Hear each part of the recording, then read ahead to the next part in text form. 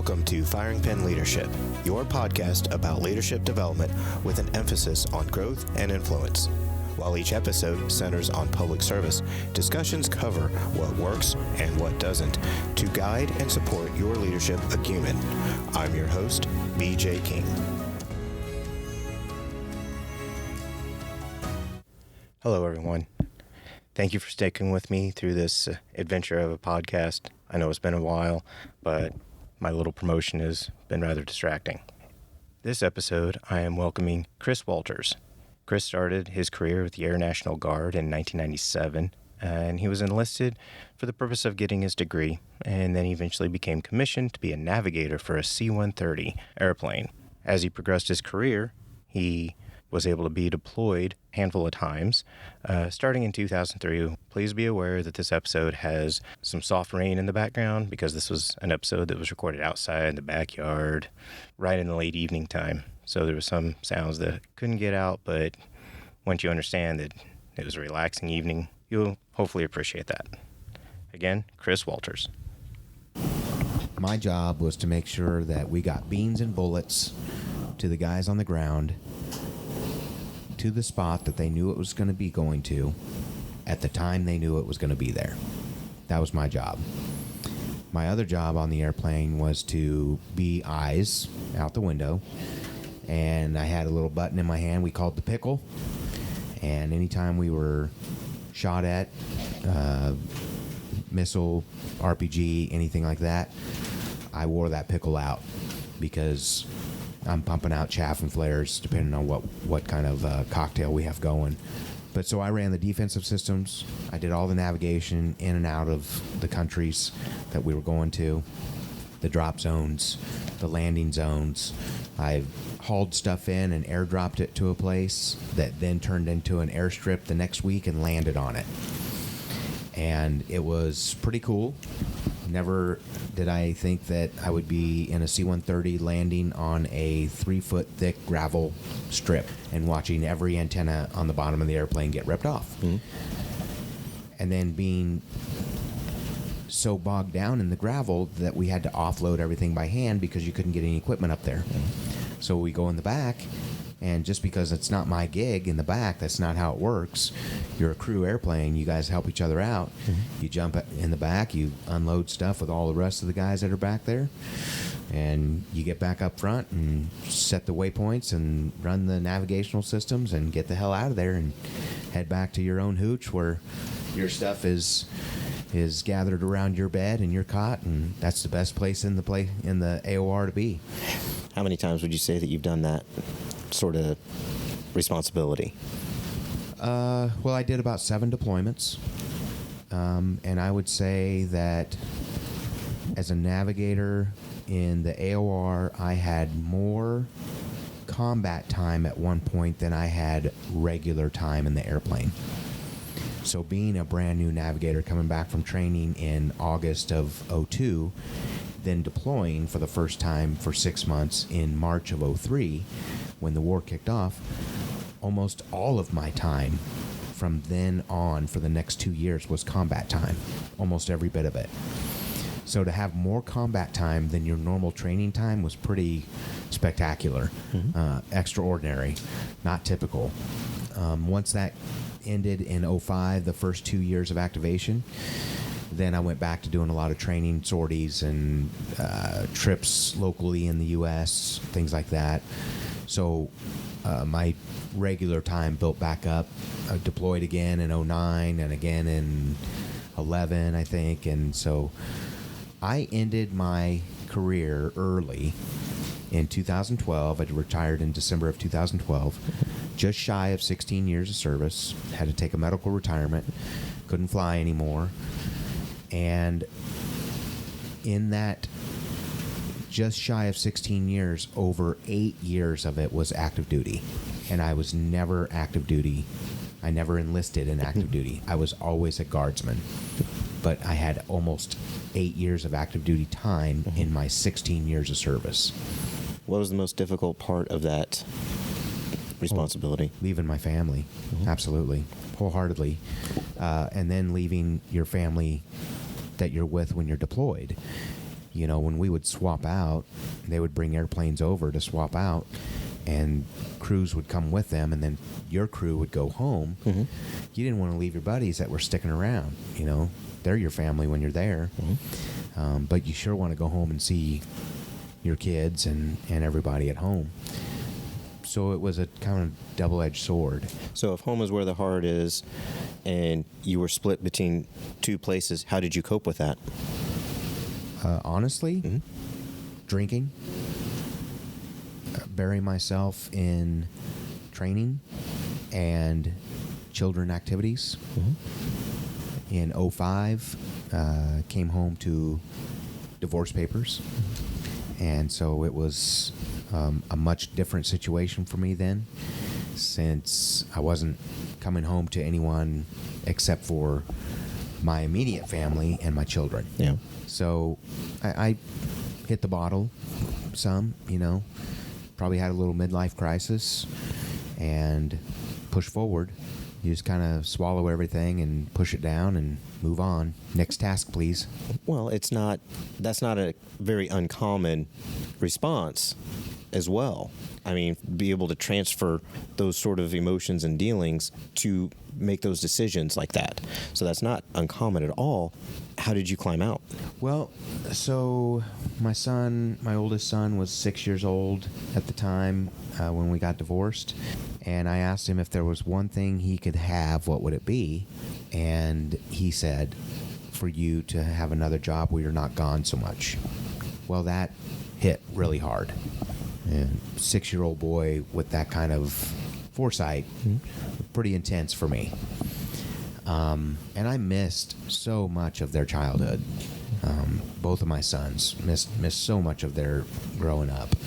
So I became a firefighter. I still was in the military as a guardsman, but now my full-time civilian job was being a firefighter and EMT. Went through all the training myself, did it all on my own, got hired, started working for the fire department here in St. Joe, and just thought, well, my 2 days off, I'll go out to the guard base and do my local training sorties and log my pay periods that way, and I get to go home at 5 o'clock in the afternoon and go to my kids' ball games or practice or hang out and make dinner for my kids or whatever. You know, and at that point, it was no big deal. It was just me and the boys, and we were batching it in my place, you know, and it was fun. And I had my boys involved in whatever they wanted to be involved in. Wrestling was a big part of our family, and it was a big part of my life growing up and college. And my boys both went through wrestling in their lives, and it was the tying bond for us as we were kind of growing up together, is the best way probably to put it. So being on the department, I thought it's not unlike the military, where it's a brotherhood. You work side by side with guys that you put your life in their hands, they put their life in yours. You got to trust each other, whether you like each other or not. You got to trust one another, that the other person's going to do their job, and they're trusting that you're going to do yours. So it was an easy transition for me. However, St. Joe being the biggest small town in the country, basically, everyone knows everyone, it was inevitable that I would have calls with people that I knew. And for people that have never been in the public service line of work, law enforcement, EMS, fire, public health, the things that you don't know are the things that make it able for you to sleep at night. And I got to a point where I couldn't sleep at night anymore. And I took a serious turn for the worse mentally with some of the things that I experienced on the department, and it basically exacerbated problems I had kept inside and not shared from the military, from my deployments, from missing kids and things like that. It just Compounded. Yep, big time. So I just when that came about, I had met who is now my lovely wife, and she saw an instant change in me and said, if we want this to work, you need to get some help. The city and the department had no such thing. They didn't offer counseling. They didn't offer help for those of us that had these problems. And so I ended up going back to the VA because I was already retired from the military. So I was going through the VA for my health care. And I ended up having to go through another, what they call comp and pin, and exam, and they upped my percentages exponentially, and then told me that I could no longer be a firefighter either. Okay. So I had to quit that job. And I actually didn't quit. We don't need to get into all that, but I actually was fired from the position and then had to fight really hard for a good 6 months to get a retirement out of the department. I'd been on long enough to retire and everything, and but they tried really hard not to give it to me. To articulate not sending out that benefit. Correct.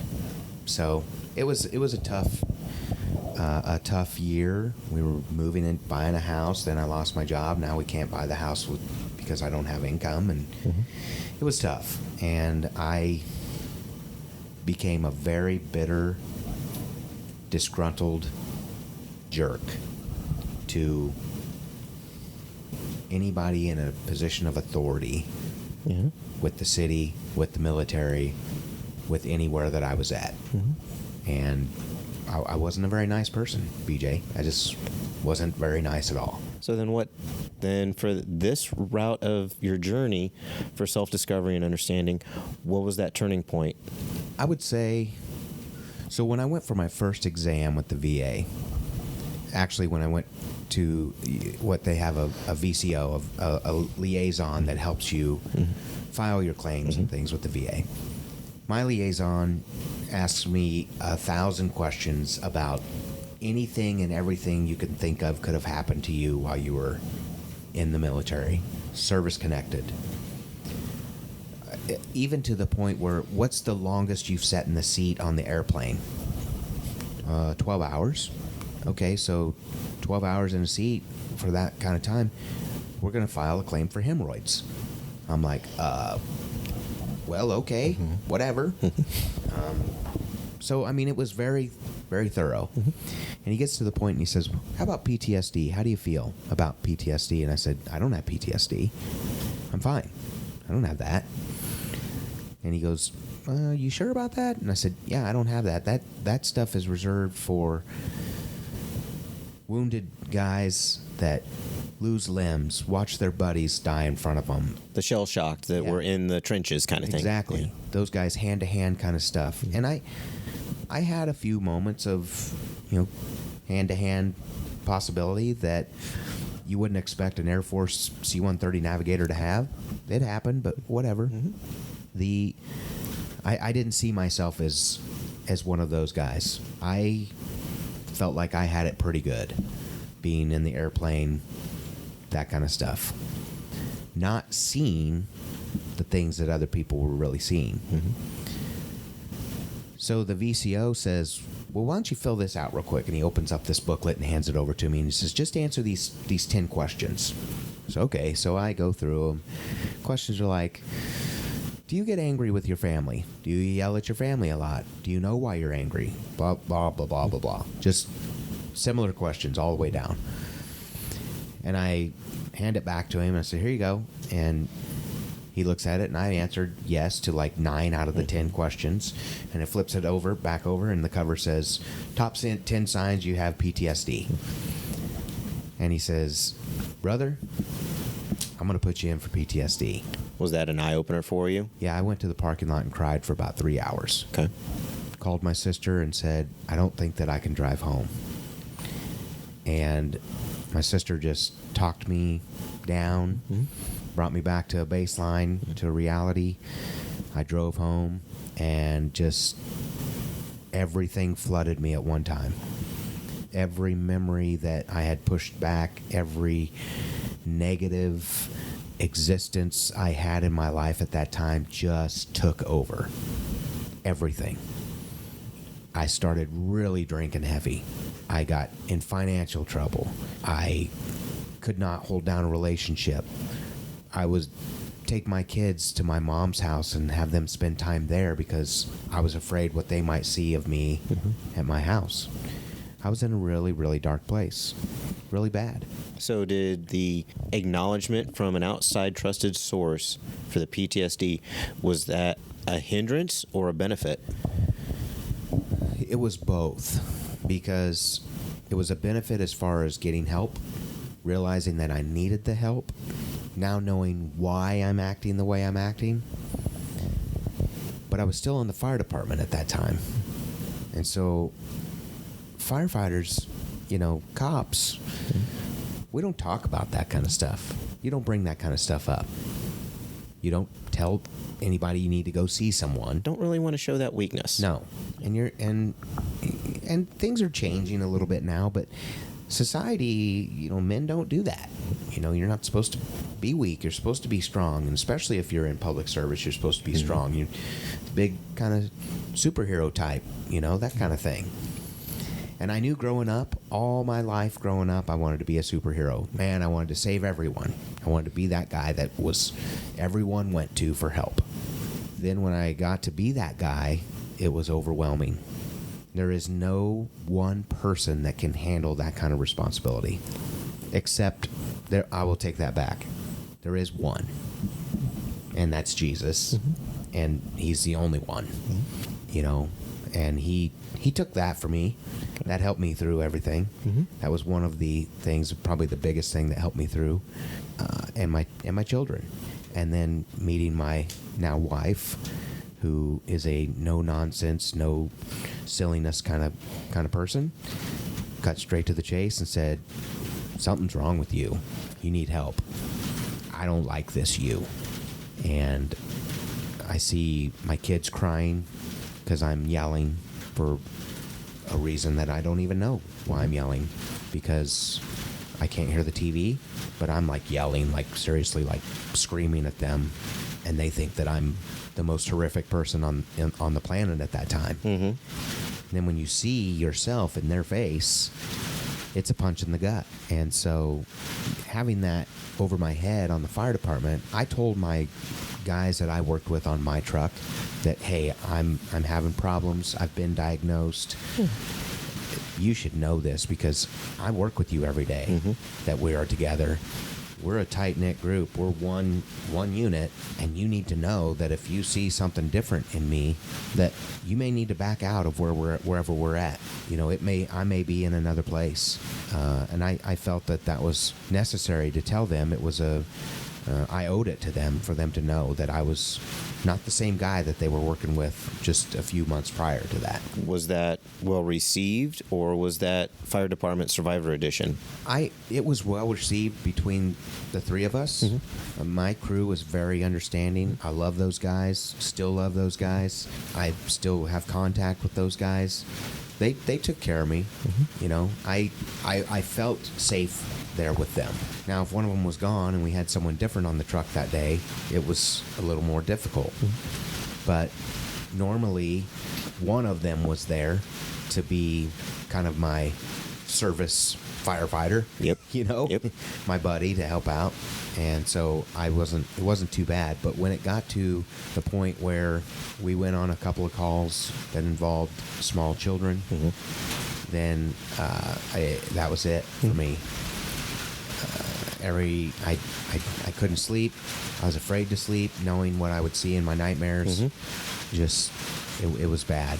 And I compounded everything with drinking, with not being able to sleep, with not trusting anyone. Everything just spiraled out of control until my VA doc said, "You can't do this job anymore. You're not in a position mentally, and it's physically changing you to be able to do this job. You just can't do it." So I went home that day with that letter from my doctor.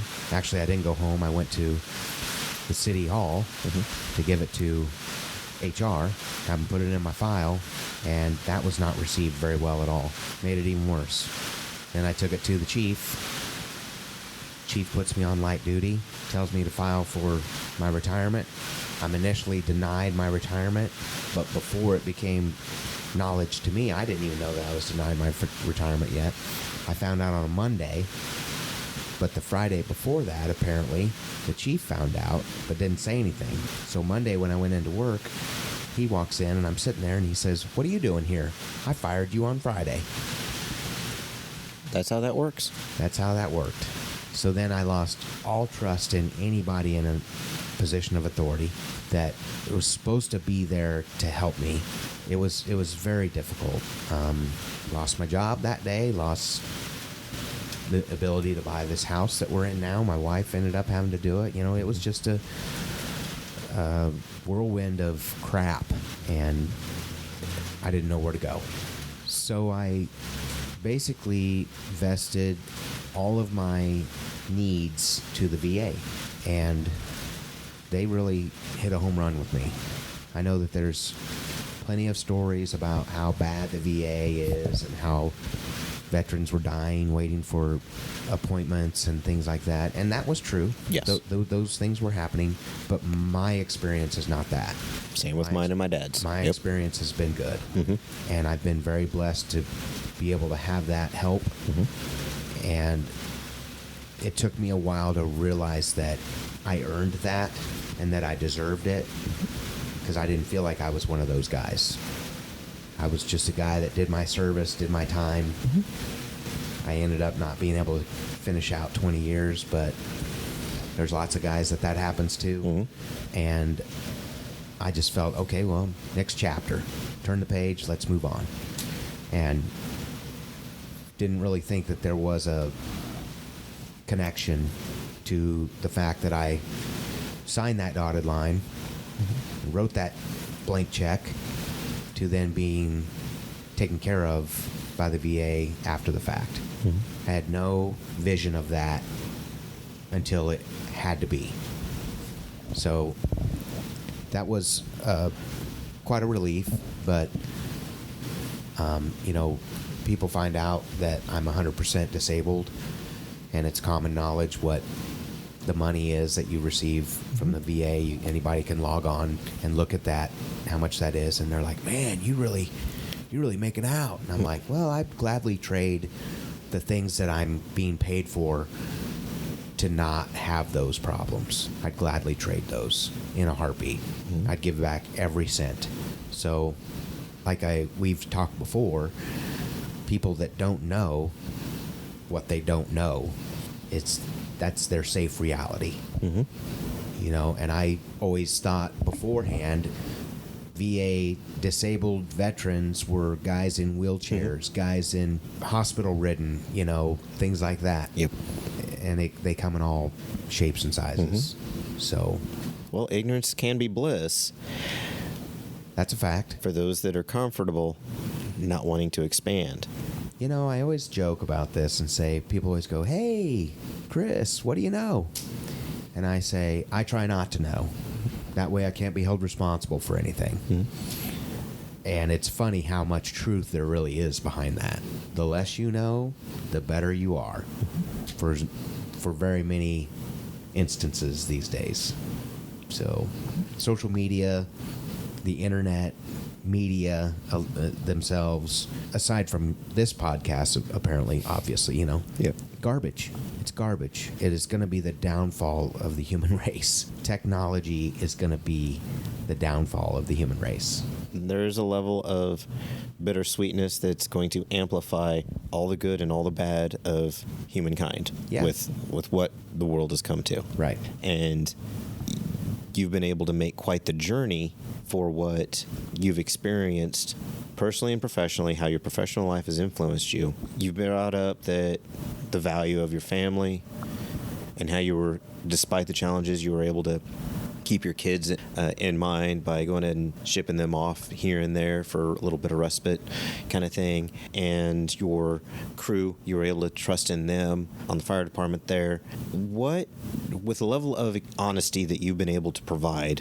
what is your perspective of leadership after experiencing all that, what is your perspective of leadership with everything that you've experienced? Well, I think as far as the military goes, every officer should be enlisted first. You should be able to understand what you're asking enlisted to do by experiencing that side of the coin first.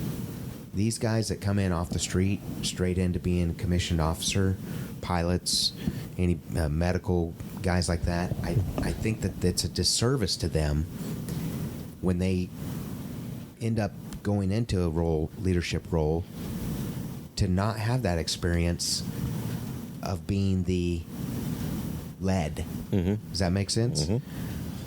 So I always felt that my time as an enlisted airman was what kept me a good officer, kept making me a good officer. Was I a great officer? I don't know about that. I had compassion for the guys that worked with me. I just saw no difference really between officer and enlisted, which you're supposed to, but I really couldn't experience that because I couldn't tell enlisted guys that were getting on the airplane with me doing the same missions that I was doing that my rank was better than their rank. That made no sense to me. Right, same team. The quarterback isn't more important than the lineman. It's all the same team. You're one unit. Mm-hmm. You're supposed to all be on the same team. And there's stuff in place to teach crew resource management so that, CRM, that on the airplane that you work together. Rank doesn't matter on the airplane, but when you get back on the ground, that rank comes back into play. Well, you have to remember that you don't forget what happened on the airplane when you come back to the ground, and that will play into account sometimes how officers and enlisted guys react or interact, I should say. I always felt that was bull. That you can't play that card. When we're up there playing the CRM role, being crew members together, you can't then come down on the ground and say, don't forget that I'm your superior officer. And today you were providing me critical information, but don't forget, here in a few hours you'll be saluting me. Exactly. Mm-hmm. I never could play that game. Unless someone wanted to push it and be disrespectful, then I had a problem with it. As far as like an enlisted guy talking to an officer in front of other young enlisted guys that are just new, I would make an issue with that. But if it's just the two of us, I'm an officer, you're enlisted, and we're just talking, then I never could understand where anyone, just because you wore a different rank on your uniform, felt you were better than the other person. I never liked that. So I remember going through squadron officer school, which is for the Air Force, is what captains have to take to then make major. It's their PME, professional military education, to make major.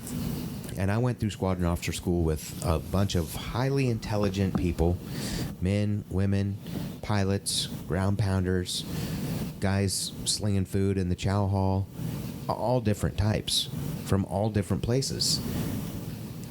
And I remember going through officer training, and one of the guys in my officer training class was a pilot, or going to be a pilot. He was a loadmaster, and he was enlisted and now going through commissioning. Daddy was a big time, had a couple stars on his shoulder. They're from California. Guy was a pretty boy. He was on every billboard across the country for the Air National Guard. He was used as the poster child. Yeah, literally the poster child. It's like Iceman from Top Gun going through officer training with me. Seriously. And he thought he was that guy when he was no better, no higher rank than anyone else there. Those types of guys could be great managers. How so? They know what needs to get done. They know how to get it done, but they don't care who gets hurt doing it. They just see getting the job done. They don't see what it costs. Leaders value what's going to be lost or what's going to be gained in the doings of the mission. if you can't utilize all of your resources to get to the common place of mission complete, you're not a leader. You're a manager. The old saying, there's 101 ways to skin a cat. Doesn't mean they're all right. Doesn't mean one way is better than another way, depending on where you're at or what you're doing. Sometimes you do what you have to do. I get that. I've been there, done that. Mm-hmm. But if you're in a position where you can include people that feel like they're not that important of a role, when you're a higher ranking officer and you can ask a 2-striper or 3-striper, hey, what do you think about this? And they get to invest in the mission, they get to be a part of it, they're going to want to do anything and everything for you because you included them. And I'm not saying that you do that like you're using them to get what you want done, Mm-hmm. but you're letting them do the work and complete the mission their way, not your way. Safest way for buy-in, not for your agenda, but for the organizational mission. Correct. Mm-hmm. And of course, there's the whole unlawful orders thing where you can be told to do something and you don't do it because it's not a lawful order. You know something's going to be wrong with it. You see that all the time, and movies and things like that. They really throw it out there, but there's a lot more of that than people think. But it's not worded in a way where the young enlisted person is going to think it's unlawful. They're thinking, well, this guy told me I can do it, so it must be okay to do it because he's the commander. Right. Their level of trust has already been established based on rank alone. Right. Yep. They don't know the person. Mm-hmm. So at that point, you're a manager. They think you're a leader, but you're not. You're lying to these kids. You're not. Well, I shouldn't say you're lying to them. You're, what's the word? Aggressively misleading? Misleading. Thank you. Yes, misleading. You're sugarcoating the hell out of it, where that Sour Patch on the middle, they don't taste it because it's all sugar on the outside. So what does it take for the youngster in this idea, the youngster to go ahead and wisen up and still have that level of trust that's not so benign? Well, if they're not afraid to ask the question, then they're going to do well. But if your door is that of one that nobody wants to knock on because they're afraid of what's going to come from the other side, then you're the problem. You have to be able to be open enough for the people that you're leading to be able to come in and give their input and say what they feel is an important part of the mission. Otherwise, they're never going to want to do anything for you or with you at all. Has anyone ever come to you with a problem or a question with your door open within the role that you worked in either profession, and you found it hard to buy into their challenge? I will say that I have always been the kind of guy that I'm going to listen to what you have to say. I might not like it. I might not agree with it. You're going to know because I'm going to tell you. But I'm going to listen to what you have to say. Just because I don't agree with it doesn't mean that your voice doesn't matter. So you got to listen at least. Now, has there been times that I already have an answer before the question is asked? Yes. Because it might be a question that's not really the smartest one to ask at that moment. But you let them ask it, and then you, just like with my kids, now what do you think the answer to that question is? Yeah. That kind of thing. So I would let them come in, and if it was something that I didn't necessarily agree with, I would say, well, what do you think about X, X, and X instead of this? I kind of like where you're heading. You're wanting to do this a different way, but can you do it this way and this way together, or is that the only way you see it being done? Make them work to understand what they're trying to tell you. Understand the full size of the forest while in the midst of all the trees. Yeah. Don't worry about that one tree. Mm-hmm. It's going to hit a couple other trees, mm-hmm. but you need to know what those trees are that it's going to hit. Mm-hmm. So I'll give you an example. I worked at the Tactical Training Center over here at the Missouri Air Guard Base here in St. Joe. Mm-hmm. It's a school where crews from around the world come in with their airplane, and they do this low-level tactical school, mm-hmm. Learning how to terrain mask an airplane against the side of a mountain, mm-hmm. to fight off an F-16, mm-hmm. if they're in an air-to-air combat kind of thing. It's not really air-to-air combat for the C-130. You're kind of the gazelle getting chased by the cheetah, but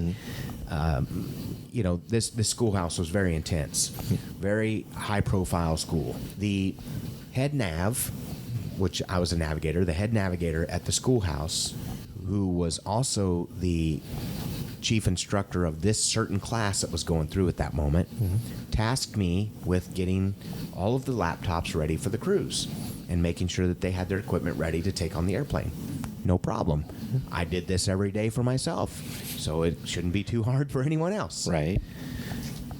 We're missing one of the inverters, mm-hmm. that you plug into the airplane, mm-hmm. that then gives you the kind of power, 110 power to plug mm-hmm. your laptop into. Missing one. Can't find it. Instead of going to this lieutenant colonel and telling him I can't find this piece of equipment, I start asking around. I try to fix it myself, mm-hmm. at the lowest level possible.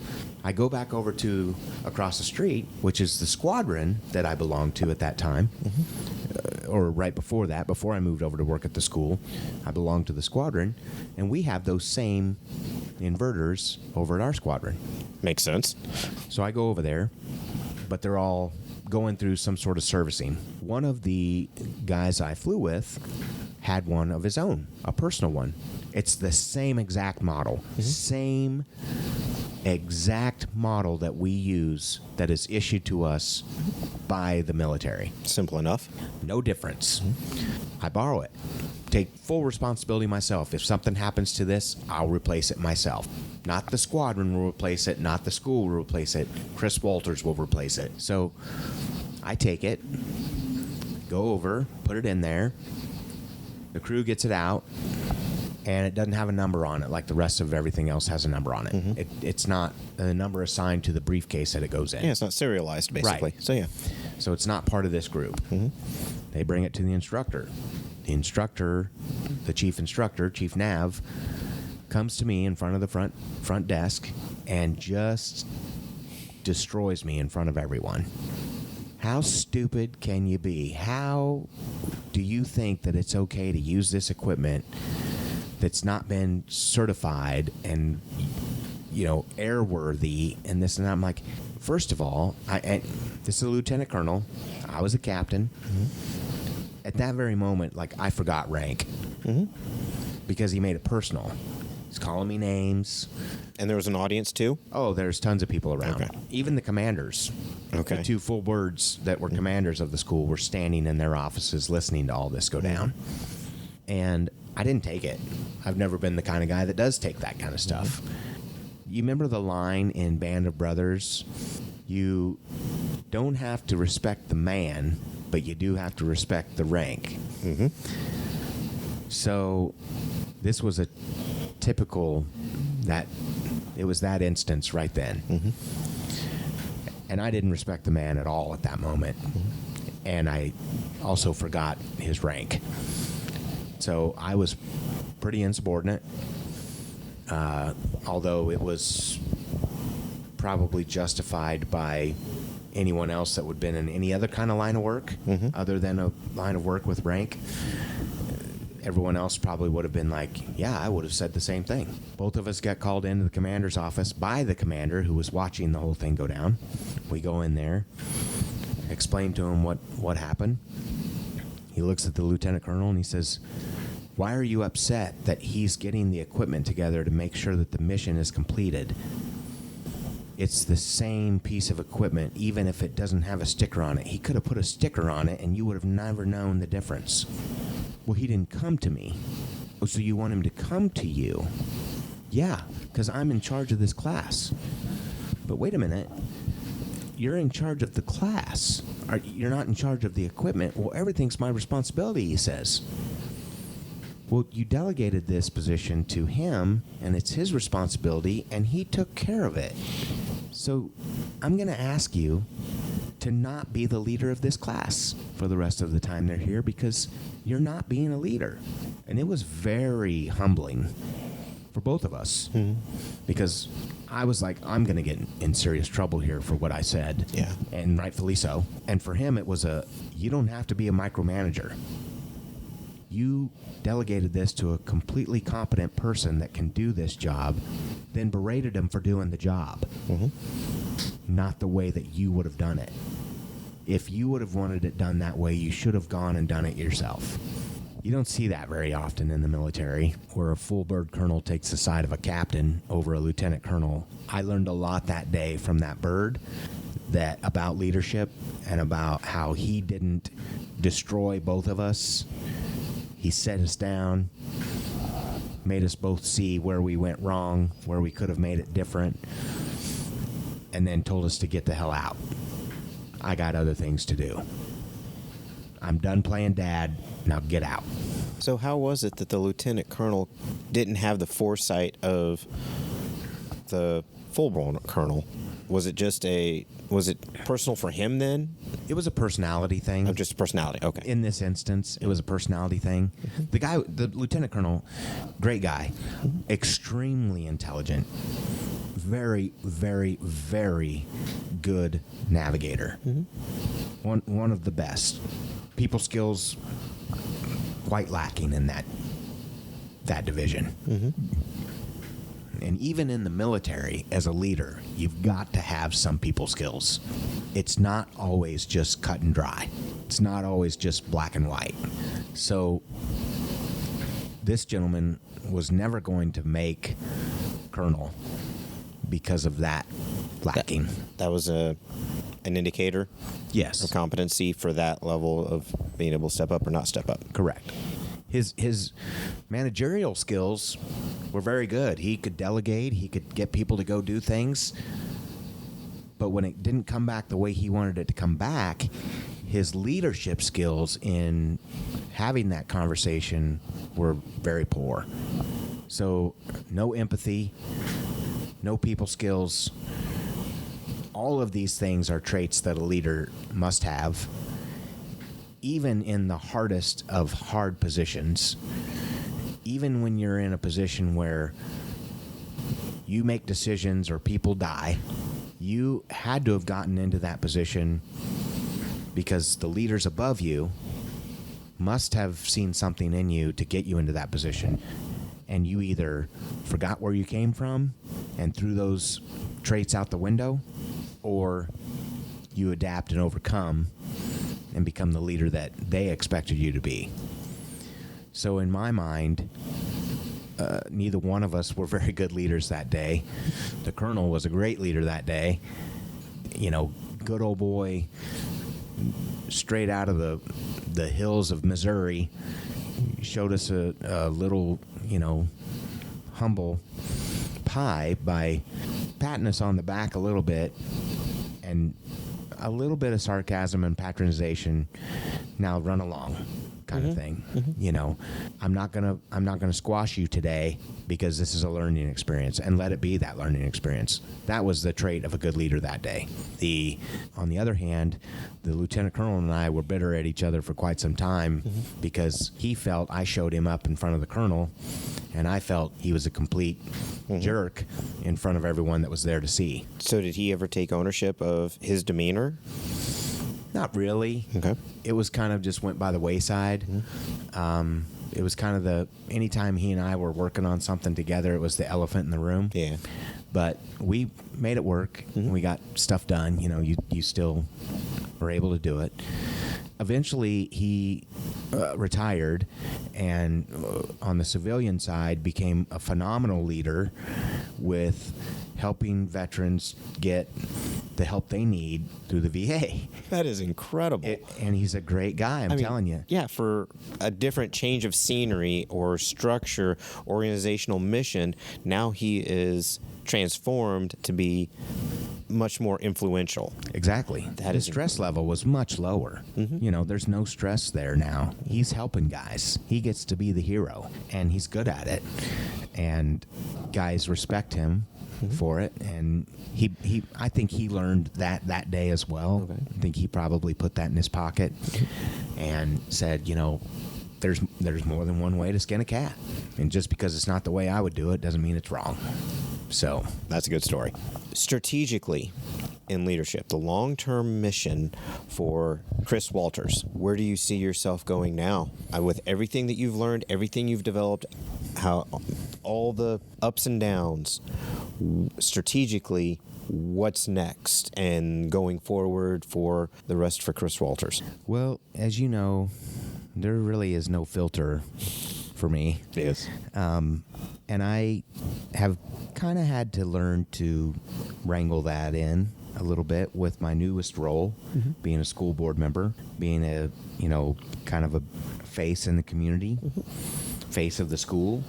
Not the face, but a face. You know, that people see me. I'm usually wearing my school colors and logos and things like that. And I still want to be that superhero. I still want to help everyone. Yeah. I tell my wife this all the time, and it grounds me all the time, brings me back to earth, puts my feet firmly on the ground, reminds me I spent my whole childhood and my professional career trying to be the type of person that people look to for help, trying to be the superhero. When in turn, in one instance, my wife became the superhero to me that I could never have been to anyone else. And I remember that when I start to get that thought in my head when I'm like, okay, I can help this person and this person and this person and this person, and I say no to no one. Everyone is, yep, I'll be there to help. And then I remember, I'm just one person. I can help one other person right now, but I can't help everybody at the same time. I can voice my opinion. People can take it or leave it. It doesn't have to be the gospel, and I'm more effective helping a smaller group than I am spreading myself so thin that I can't really give the kind of help that everyone needs. So in the position I'm in now with the school board, it's all about families. A lot of people always say it's all about the kids. It's all about the kids. Well, it's not just about the kids. The school is in place for the kids, but there's other people in that building and in that district. And there's families that nobody knows what goes on at their house. Nobody knows what goes on in the car on the way home. People show up with different attitudes, personalities every day. You have to remember that you don't know what that person is going through. So my idea of leadership now, strategically, is to listen so much more. Being 45 years old, I have finally really learned how to listen. Where I thought, man, I've known how to do this all the time. I've always been the guy that people call to talk to vent to, and I listen. But I don't think that I really listened. I let them vent and get it out and say something, you know, bounce it off someone. But was I really listening to what these people were telling me? That's why I hate trying to have a serious conversation or even an argument, for that matter, through text messages. There's no body language. There's no facial gestures. No inflection with tone. No looking away, no eye movement, you know, all the behavioral things that you can sit and watch someone and see how they act.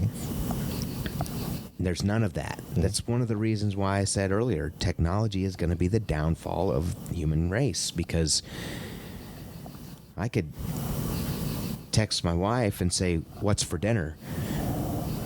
And it could be whatever you make for yourself. Or it could be, "Oh, we're having this." You know, she could have just had a horrible, crappy day at work, and I said, "What's for dinner?" and it's pushed her right over the edge. You know, I meant nothing by it. Just, "Hey, you know, what are we having?" Just like the text message, "I'm fine." Exactly. Really? Are you really fine? Yeah. You know, so listening is my strategic leadership skill now. That I listen to my kids more. I listen to my wife more, listen to my friends more. I don't just hear what I want to hear, which I think that's the kind of person I used to be, and which I think is why people around here voted me in to the school board, is because I do listen, and I really take to heart what they say, and I try to direct them to where they need to go, or do it myself if that's the case, instead of just going, "Well, I'll look into it," you know, that sort of thing. So you're elected by the community to represent the community, so that's what you're supposed to do. And I feel like I'm supposed to be a voice for all of them that say, "Hey man, I put you there and I don't like what's going on. This is how I feel." Then that's my job, to listen to what their grievances are and take them forward, or direct them where they're supposed to really take them, because I might not be able to do anything about it. Right. So with age comes wisdom, you know, and you know that what's the song says, "Wisdom in your youth would be a lot less fun," is spot on. You know, you wouldn't do all the stupid stuff you did when you were younger if you knew what could have really happened. Then when you become a parent and you had children and you see them doing the stupid stuff that you did, and you freak out because you know what could happen. And they're like, "I don't understand. You did it." Well, you know, but and I still wasn't supposed to. right. And I shouldn't have then. I should have never told you I did that. So, but you know, I'm still learning. I'm still learning today. I've listened to other guys that you've had on here, friends of mine, guys that I've really entrusted, and the things that they say, and different perspectives that they bring. And I realize, man, that's a really cool statement. I never thought of it that way. And I've been doing this for who knows how long. But that's a really cool perspective. So if you ever get to a point that you can't do that, then you're not in a position to be a leader. If you can't learn anymore, there's nothing left to learn, well, you're done. Probably one of the biggest things that I have noticed about myself is that I tend to play devil's advocate so much because I have seen both sides of things on so many occasions, so many different times. One of the calls that I had that really set me back on the fire department, I watched a young mother in her early 20s that was a new mother. She's a kid. You're a kid still in your early 20s, you know. I sound like an old man when I say that, but it's true. Begging us to save her child. There's nothing I can do. Begging would easily lay her life down for that child. Nothing I can do. I can go through the motions. I can tell her whatever it is she wants to hear. It's not going to change the fact that her child is gone. Totally I've never lost a child. Never been in a position where I've grieved like that. I don't think that God ever really planned for parents to bury their kids, that kind of thing. So I can't begin to say that I understand how that woman felt. It was a very horrible tragedy, accident. The child died because they were trying to take care of the child, and a chain of events happened that was out of their hands that they couldn't change, and the child passed because of it. Not intentional. Total definition of a tragic accident. Next morning, after that happened, I'm sitting around the dinner table, breakfast table at the fire station, talking to the next crew coming in. One of the guys on the crew coming in says, "I hope they throw the book at her." I got so mad, BJ, I just about punched the guy right in the face. I stood up, and I said, "Who the hell do you think you are? You have no idea what that woman was going through. You need to shut the up and don't ever say that to me again, because I can't unsee that woman. I see her every day. I see the baby every day. And in my dream, it's my child. That's how it really got personal to me. So that nightmare, I relive it all the time. Still. Even with all the help I've gotten, it just never goes away. So, like I said a little bit ago, you never know what happens to this person when they're somewhere else, when they're at home, when they're in the car. You just don't know what you don't know. And I try to find myself remembering that. I try to remember that so that when something happens to me that I don't like, that I'm upset about, I go from 0 to 60 in a heartbeat. It's just how I am, and I've changed because of the PTSD. I'm more apt to get angry, more susceptible to my blood pressure jumping through the roof and flying off the handle. But as I'm aging, and really as my children are aging, and I'm watching the things that they experience, I'm starting to realize that I really need to take some stuff in before I react. Need to really try to stay closer to that baseline and remember that what happened to me didn't happen to them, and what happened to them didn't happen to me, and I have no idea what they're going through. And vice versa. They don't have any idea what I'm going through either, or how I perceive what they say, or how I see what they're talking about. You know, this instance with this kid down in Florida that was having some really mental issues. He went off to college, was like the all-American kid, goes off to college, starts having some serious mental problems, asks for help, can't get help, starts acting very strange. Everyone just keeps letting him continue to act strange.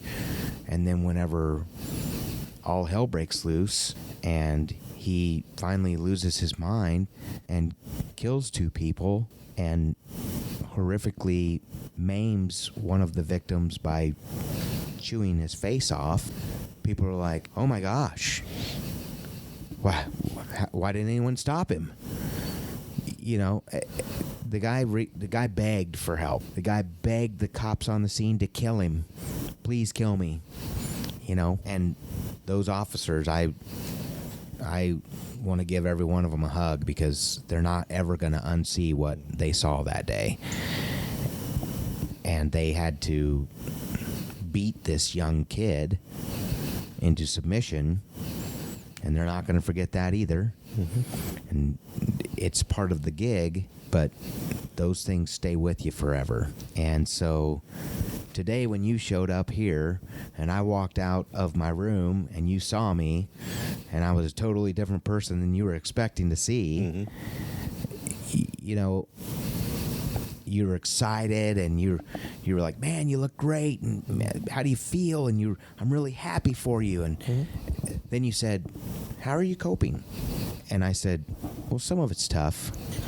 Whereas someone that doesn't know me, like you know me, would say, "Man, you really did good. And you took the easy way out. You had surgery, you know, or that kind of thing." You don't really know. You don't really know, but I was coming from a position when I saw you of, this is a change with the surgery to lose weight.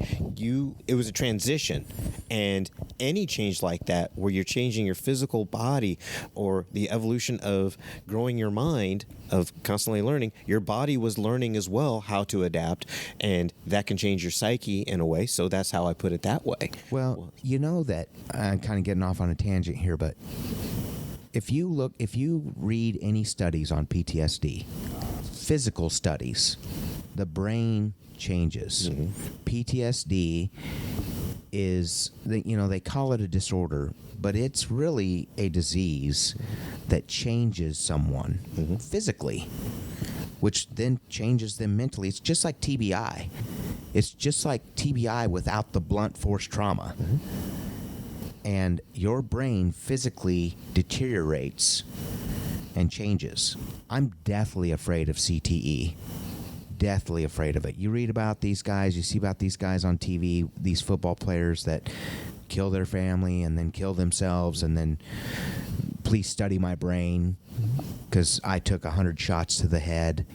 I'm deathly afraid of that because I've had TBI and PTSD, and I don't ever want to be that person to my family. I mean, I've told my friends and family several times, if I start getting like that and dementia and Alzheimer's, just take me out behind the woodshed because I don't want to be that guy. Yeah. Of course, they won't, but I don't want to live that way. I don't want them to see me that way. I lost my mother to dementia, and you watch them leave well before they ever die. They're gone well before then. And so that's what scares me the most. And it scares me into realizing that, your time is limited.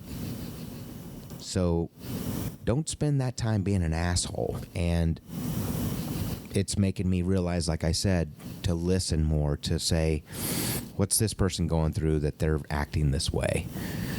Even though I don't like it and I want to smack them, my first instinct is to smack them. What's happening with this person that's really making them this way? So I learned that through my own demise of my health problems. And with that became the type of, I would call myself a leader. I think that I'm a leader. I don't think I'm a manager because I know that I would never ask someone, for instance, I would never ask that enlisted guy to do anything that I wasn't willing to do myself. If you are, then you're not supposed to be in that position. Right. So I've always had that mindset of, if I can't do it, I'm not going to have someone else do it. If we go to mow the grass and you have a degree in horticulture and you're a brand spanking new airman and I'm a 3-star general, you know what I'm going to do? I'm going to be like, BJ, take over this task. I'll be responsible. I'll be the last line of defense, but I'm giving this to you because this is your area. This is what you do. I don't have any idea about grass and horticulture, so you take over. If you can't do that, then you can't call yourself a leader. So put that in your pocket. Take that to whatever it is, whatever job it is you're going to go to tomorrow morning, and remind yourself, would I ask that guy to do something that I wouldn't do? And if you would, then you need to rethink where you're at as far as a role in leadership. Hey, I want to thank my guests for their insights on leadership. I also want to thank you, the listeners. Don't forget to follow Firing Pin Leadership on social media, which includes Facebook, Twitter, Instagram, and YouTube. Keep in mind, a portion of proceeds goes to concernsofpolicesurvivors.org. Concerns of Police Survivors provides resources to fallen officers' families and coworkers to rebuild their shattered lives. COPS offers training and assistance to law enforcement agencies nationwide on how to respond to tragic loss of a member of the law enforcement profession. Take care, and God bless.